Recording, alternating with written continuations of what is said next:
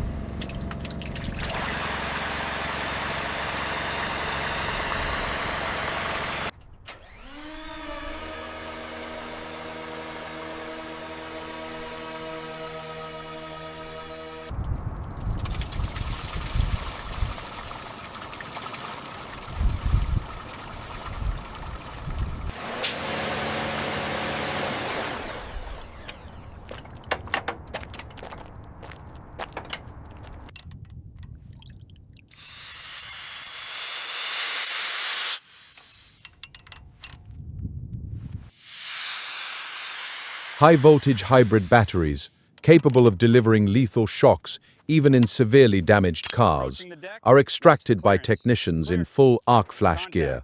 Secure the base.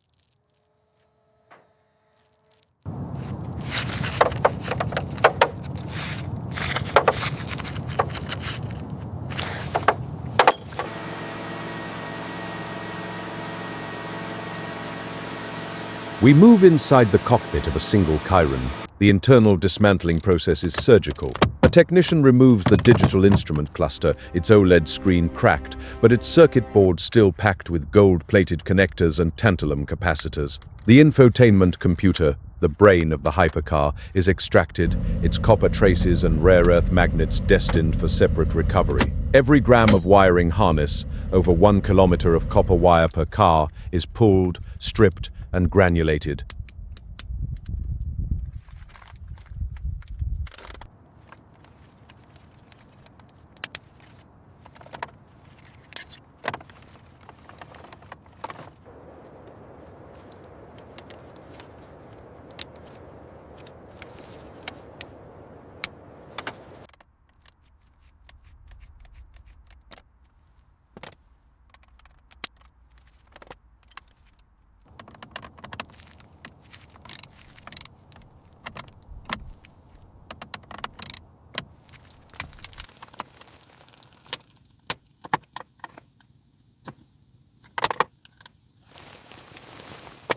The seats, with their carbon fiber shells and power motors, are unbolted.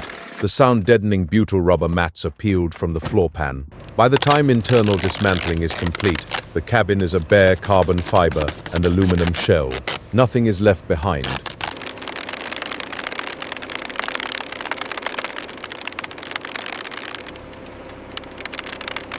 Attention turns to the exterior.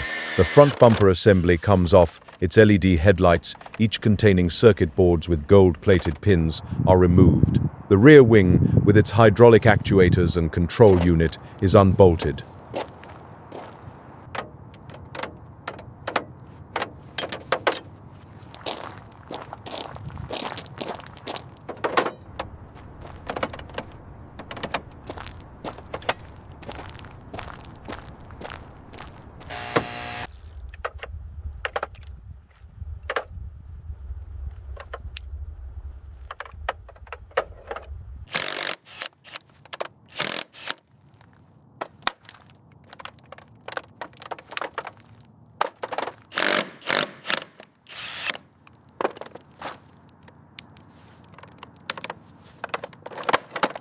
The magnesium wheels, carbon ceramic brake discs, and titanium calipers are pulled as complete assemblies.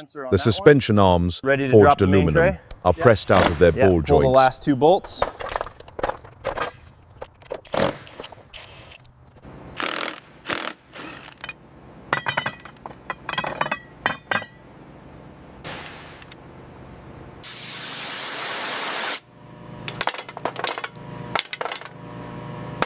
And then comes the heart of the beast, the 8-liter, 16-cylinder W16 engine, its aluminum block dented, its titanium connecting rods exposed, its steel crankshaft still gleaming. The entire powertrain is lifted free by an overhead crane, swinging slowly over the scrapyard like a harvested organ, awaiting transplantation. The empty body shells enter the primary shredder. This is not the chaotic, violent shredding of a demolition derby. This is controlled, methodical comminution. The 2-shaft shredder turns at low speed, but with immense torque, tearing the carbon fiber monocoque and aluminum frame into 300mm chunks.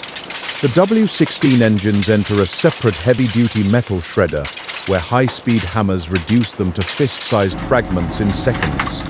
Carbon fiber panels are fed into a dedicated granulation line.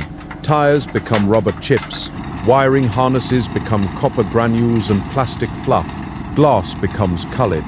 Every material stream is kept separate because separation begins at the shredder. The shredded material enters the washing stage. This is where desert dust, oil residues, coolant remnants, and adhesive labels are stripped away. A rotating drum washer tumbles the material through 70-degree water mixed with mild alkaline detergent. Steam rises under the bright desert sun.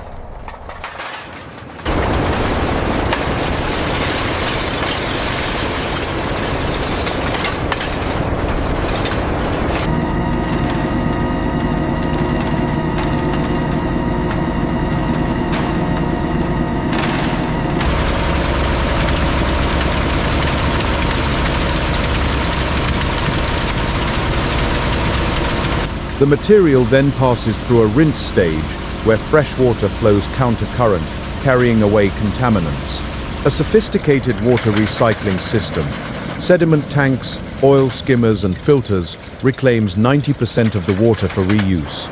Then comes chemical-specific washing, a rust inhibitor for ferrous metals, a neutral pH wash for aluminum to prevent oxidation, a mild acid bath for copper to remove insulation residue, a friction washer for plastics to strip labels, a spiral classifier for glass to remove ceramic contamination, and a centrifuge wash for rubber to extract mineral oils.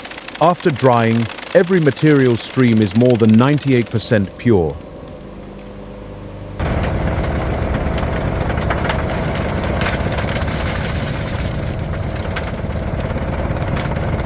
The cleaned materials flow into the separation hall.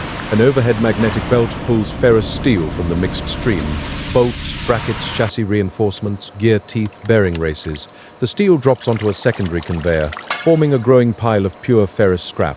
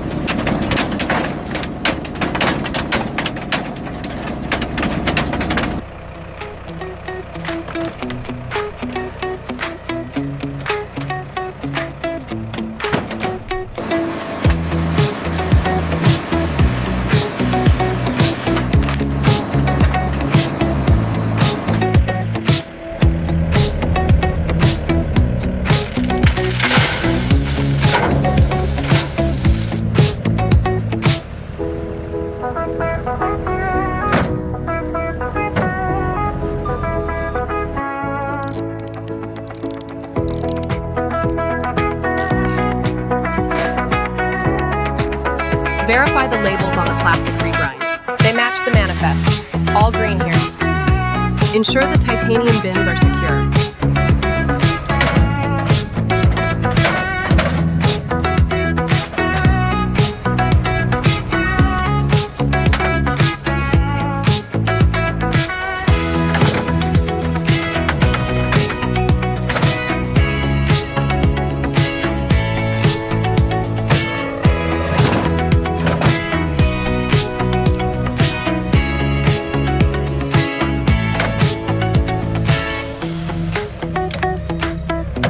Watch the clearance on the right, set it down easy. Yeah, looks good. Securing the straps now.